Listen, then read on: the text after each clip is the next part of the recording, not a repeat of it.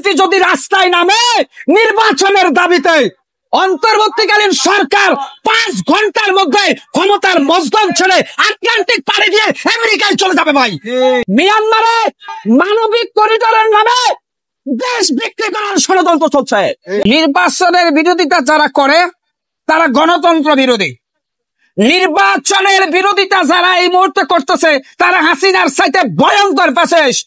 আমি সমগ্র বাংলাদেশের মানুষকে বলবো, অন্তর্বর্তীকালীন সরকারের কয়েকটা উপদেষ্টাকে করোনার চাইতে মারাত্মক ভাইরাসে ধরেছে, ওদেরকে হোম কোয়ারেন্টাইনে রাখেন, নাহলে গোটা উপদেষ্টা পরিষদ ভাইরাসে আক্রান্ত হয়ে যাবে। এরা রাম আর বামের এজেন্ডা বাস্তবায়ন করার জন্য বিএনপির বদনাম করতেছে ভাই। আরে ভাই, 17 বছরে বিএনপির হাজার হাজার নেতা কর্মী খুনের শিকার হয়েছে আওয়ামী লীগের আমলে। সেই বিএনপি কি আওয়ামী লীগকে প্রত্যাবর্তন করবে? বিএনপির হাজার হাজার নেতা কর্মী পুলিশের গুলিতে নিহত হয়েছে মিয়া। সেই বিএনপিকে থামানোর জন্য হাসিনা 17 বছর ষড়যন্ত্র করেছে। বিএনপি বারবার ফিনিক্স পাখির মতো গর্জন দিয়ে উঠে নিজের শক্তির জানান দিয়েছে। আজকে সেই বিএনপিকে নিয়ে যারা ষড়যন্ত্র করতেছে তাদের আম ছাড়া অসিরায় দুটাই গুটিয়ে যাবে। আরে ভাই, বিএনপির কাছে ওই যে মাহফুজগণ আপনারা 21 দিনের পিটার খাওয়া বাচ্চা মিয়া। বাংলাদেশ জাতীয়তাবাদী দল বিএনপি ওই যে খড়কুটা না যে খু দিলে উঠা যাব। অতএব যারা দেশপ্রেমিক জনতা তারা এই আন্দোলনে অংশগ্রহণ করেছে নির্বাচিত সরকার দেখার জন্য, ফ্যাসিস্ট দেখার জন্য নয়।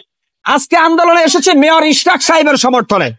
কারণ অন্তর্বর্তীকালীন সরকারের কয়েকটা উপদেষ্টার কথাবার্তা সন্দেহভাজন, এরা নির্বাচনকে কাল বিলম্ব করে আর একটা ফ্যাসিস্ট সরকার কায়েম করতে চাচ্ছে। অলরেডি মিয়ানমারে মানবিক করিডোরের নামে দেশ বিক্রি করার ষড়যন্ত্র চলছে।